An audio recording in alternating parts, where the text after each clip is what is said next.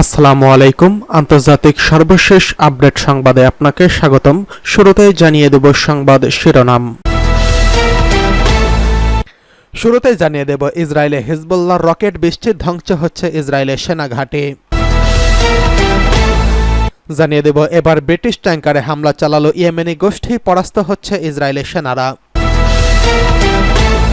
অন্যদিকে ইরানে ক্ষেপণাস্ত্র হামলা ইসরায়েলের জন্য ন্যূনতম শাস্তি, বলছেন ইমাম খামেনি।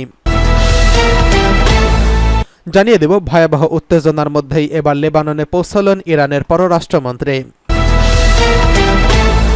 সর্বশেষ জানিয়ে দেব এবার ইরানের হিট লিস্টে পরবর্তী টার্গেট হচ্ছেন বেঞ্জামিন নেতানিয়াহু। এতক্ষণ শুনছিলেন সংবাদ শিরোনাম, এবারে বিস্তারিত। ইসরায়েলে হিজবুল্লাহর রকেট বৃষ্টি। ইসরায়েলের হাইফা অঞ্চলে ক্ষেপণাস্ত্রের বৃষ্টি ঝরিয়েছে লেবাননের সশস্ত্র সংগঠন হিজবুল্লাহ। শুক্রবার এক বিবৃতিতে হিজবুল্লাহ জানিয়েছে কিরিয়াত উত্তর হাইফা শহরের লক্ষ্য করে তারা ক্ষেপণাস্ত্র ছুড়ছে। ওই বিবৃতিতে তারা জানিয়েছে নির্যাতিত ফিলিস্তিনি জনগণের প্রতি সংহতি এবং লেবাননে চলমান ইসরায়েলি হামলার পাল্টা ব্যবস্থা হিসেবে এই হামলা চালানো হয়েছে। ইসরায়েলি গণমাধ্যম জানিয়েছে হাইফা, কাইসেরিয়া, উত্তর গেলিল, গেয়ারা গেলিল এবং নাহাতিয়াতে সতর্কতা সাইরেন বাজতে শোনা গেছে। এছাড়া কিরিয়াত শামেনা অঞ্চল লক্ষ্য করে এক ঝাঁক ক্ষেপণাস্ত্র হামলা চালিয়েছে হিজবুল্লাহ। এছাড়াও ইসরায়েলি মেরকাভা ট্যাঙ্ক লক্ষ্য করে হামলা চালিয়েছে হিজবুল্লাহ। দাবি এই হামলায় হতাহতের ঘটনা ঘটছে। শুক্রবার ইসরায়েলের লেবাননের দক্ষিণাঞ্চলে বেশ কয়েকটি বিমান হামলা চালিয়েছে। এদিকে ব্রিটিশ ট্যাঙ্কারে হামলা চালালো ইয়েমেনি গোষ্ঠী। ইরান ও লেবানন নিয়ে যখন ব্যতিব্যস্ত পশ্চিমারা, তখন ব্রিটেনের একটি তেলবাহী ট্যাঙ্কারে হামলা চালালো ইয়েমেনের সশস্ত্র গোষ্ঠী বিদ্রোহী গোষ্ঠী হুতি। স্থানীয় সময় বৃহস্পতিবার এই হামলা চালানো হয়। হামলায় ড্রোন ব্যবহার করা হয়েছে বলে জানিয়েছে গোষ্ঠীটি। ঘটনার দিনই হামলার ফুটেজ প্রকাশ করে হুতির উপশাখা আনসারুল্লাহ, যেখানে দাবি করা হয় তারা ব্রিটিশ তেল ট্যাঙ্কার কোর্ডেলিয়া মুনকে লক্ষ্যবস্তু করেছে। প্রকাশিত ভিডিওতে দেখা যায় চোখের পলকে একটি ড্রোন আশ্রয় পড়ে ট্যাঙ্কারটিতে। সঙ্গে সঙ্গে বিস্ফোরণ ঘটে। আগুন ও ধোঁয়ার কুণ্ডলিতে ছেয়ে যায় ট্যাঙ্কারের চারপাশ। ব্রিটিশ সংবাদ মাধ্যম টেলিগ্রাফের প্রতিবেদনে ট্যাঙ্কারের ড্রোন আশ্রয় পড়ার ভিডিও শেয়ার করা হয়।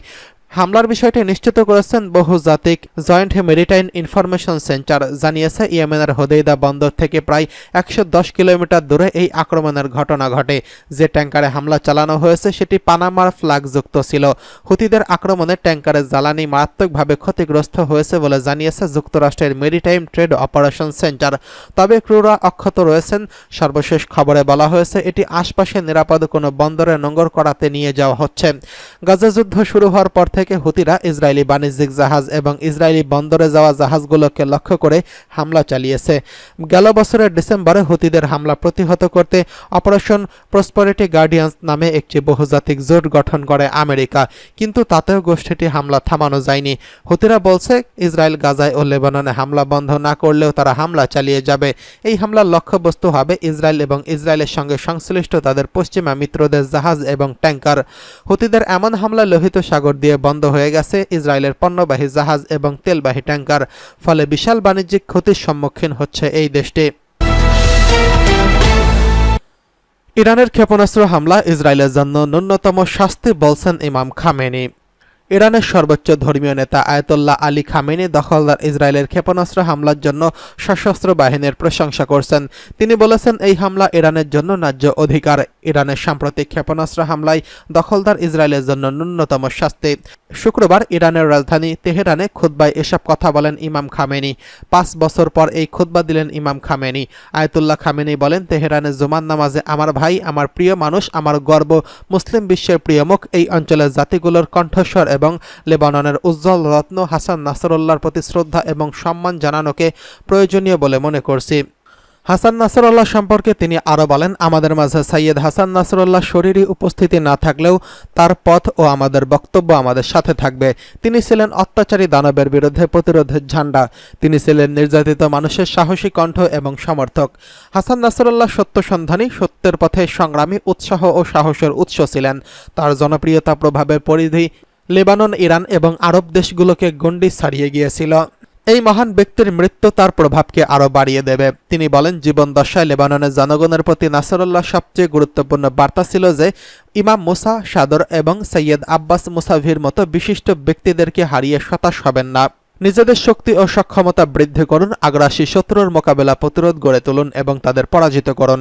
খামেনি বলেন, আমাদের শত্রুপক্ষ আবার ফিলিস্তিনি, লেবাননি, মিশরীয় এবং ইরাকিদেরও শত্রু। তারা ইয়েমেনি এবং সিরীয়দের শত্রু। আমাদের শত্রু একই।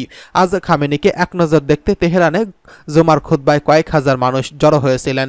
মুসল্লিদের কারো কারোর হাতে হিজবুল্লাহর সবুজ হলুদ পতাকাও ছিল, আবার কারো কারো হাতে ছিল ফিলিস্তিনের পতাকা।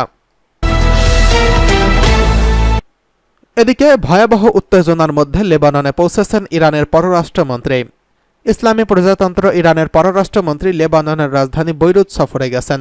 যখন ইহুদিবাদী ইসরায়েলের সঙ্গে ইসলামী প্রজাতন্ত্র ইরানের প্রচণ্ড রকমের সামরিক উত্তেজনা বিরাজ করছে, তখন আজ শুক্রবার সকালে আব্বাস আরাকচি বৈরুতে পৌঁছেছেন। লেবাননের রাষ্ট্রীয় বার্তা সংস্থা ন্যাশনাল নিউজ এজেন্সি বা ANA রিপোর্টে বলছে, ইরানের একটি বিমান রফিক হারিরি আন্তর্জাতিক বিমানবন্দরে অবতরণ করছে, যাতে ইরানের পররাষ্ট্রমন্ত্রী আব্বাস আরাকচি রয়েছেন। আশা করা হচ্ছে লেবানন সফরের সময় আরাকচি দেশটির প্রধানমন্ত্রী নাজিব মিকাতি এবং পার্লামেন্টের স্পিকার নাবিহ বেরির সঙ্গে বৈঠক করছেন। এসব বৈঠকে লেবানন ও আঞ্চলিক পরিস্থিতি ও সর্বশেষ ঘটনাবলী নিয়ে আলোচনা করা হবে।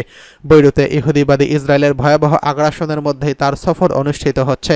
আজ সকালের দিকে ইহুদিবাদী ইসরায়েলের বর্বর সেনারা রাজধানী বৈরুতের দক্ষিণ অঞ্চলে মরিয়াহ এলাকায় ভয়াবহ বিমান হামলা চালায়। এছাড়া ইসরায়েলি দখলদার বাহিনী দক্ষিণ লেবাননে অন্তত 20টি শহর থেকে বেসামরিক লোকজনকে চলে যাওয়ার নির্দেশ দিয়েছেন। এ কারণে ধারণা করা হচ্ছে ইহুদিবাদী ইসরায়েল ওই এলাকায় স্থলাভিষিক্ত জোরদার করবেন।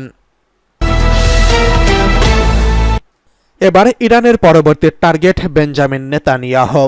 মধ্যপ্রাচ্যে প্রোপাগান্ডার বাক্স খুলে দিয়েছে ইরান। মধ্যপ্রাচ্যে ইসরায়েলের একের পর একটি মিসাইল হামলার পর এখন পাল্টা প্রতিক্রিয়ার পহর গুনছে মধ্যপ্রাচ্যের শক্তিশালী দেশ ইরান। তবে শোনা যাচ্ছে ইরানের টার্গেট আরও বড়। ইসরায়েলের প্রধানমন্ত্রী বেঞ্জামিন নেতানিয়াহু সহ শীর্ষ কর্মকর্তারা হতে পারেন ইরানি ক্ষেপণাস্ত্রের লক্ষ্যবস্তু। লেবাননের প্রতিরোধ যোদ্ধাদের প্রধান হাসান নাসরুল্লাহ ইসরায়েলি হামলায় নিহত হওয়ার পর ইরানের সর্বোচ্চ নেতা আয়াতুল্লাহ আলী খামেনি নিরাপত্তা নিয়েও ঝুঁকি তৈরি হয়েছে। গুঞ্জন উঠেছিল খামেনির ইসরায়েলের টার্গেট হতে পারেন। এমন আশঙ্কার পরই নিরাপদ স্থানে সরিয়ে নেওয়া হয় ইমাম খামেনিকে। তবে গোপন স্থান থেকে সহযোদ্ধা নাসরুল্লাহ হত্যার প্রতিশোধ নেওয়ার হুমকি দেন ইমাম খামেনি। সেই হুমকির প্রতিফলও মঙ্গলবার দেখেছে পুরো মধ্যপ্রাচ্য। যুক্তরাষ্ট্রের হুঙ্কার উপেক্ষা করেই ইসরায়েলে প্রায় 200 ক্ষেপণাস্ত্র হামলা করে ইরান। তবে শোনা যাচ্ছে ইরান এবার আরও বড় মাছ শিকার করতে চায়। শুধু ইসরায়েলে হামলা চালিয়েই ক্ষান্ত থাকতে চায় না তেহরান, বরং পথের কাঁটা বেঞ্জামিন নেতানিয়াহুকে দুনিয়া থেকে সরিয়ে দিতে চায় তারা। সম্প্রতি ইরানের তথাকথিত একটি হিট লিস্ট সোশ্যাল মিডিয়ায় ছড়িয়ে পড়েছে। ভাইরাল হওয়া তালিকা অনুযায়ী ইরানের সম্ভাব্য টার্গেটে রয়েছে নেতানিয়াহু সহ ইসরায়েলের প্রতিরক্ষা মন্ত্রী ইয়েভ গ্যালান্ট। দেশটির সামরিক বাহিনীর শীর্ষ কর্মকর্তারা ওই তালিকায় স্থান পেয়েছেন। তবে সোশ্যাল মিডিয়ায় ছড়িয়ে পড়া ওই হিট লিস্টের সত্যতা যাচাই করা যায়নি। কিছুদিন আগে ইসরায়েল এই ধরনের একটি তালিকা প্রকাশ করেছিল, এরপরে এই হিট লিস্টে প্রকাশ্যে এলো। সম্প্রতি ইসরায়েলের প্রতিবেশী লেবাননে প্রতিরোধ যোদ্ধাদের এলিট ফোর্স রাদওয়ান বাহিনীর শীর্ষ কমান্ডারদের হত্যার পর একটি তালিকা প্রকাশ করেছিলেন। সেখানে দেখা যায় বাহিনীটির শীর্ষ কমান্ডাররা ইসরায়েলি হামলায় নিহত হয়েছেন। ইসরায়েলের এমন তালিকা নিশ্চিতভাবেই চটিয়েছে ইরানকে। আর তাই সোশ্যাল মিডিয়ায় ইরানের পাল্টা এই হিট লিস্ট ভাইরাল হয়েছে বলে বিশ্বাস করেন অনেকেই।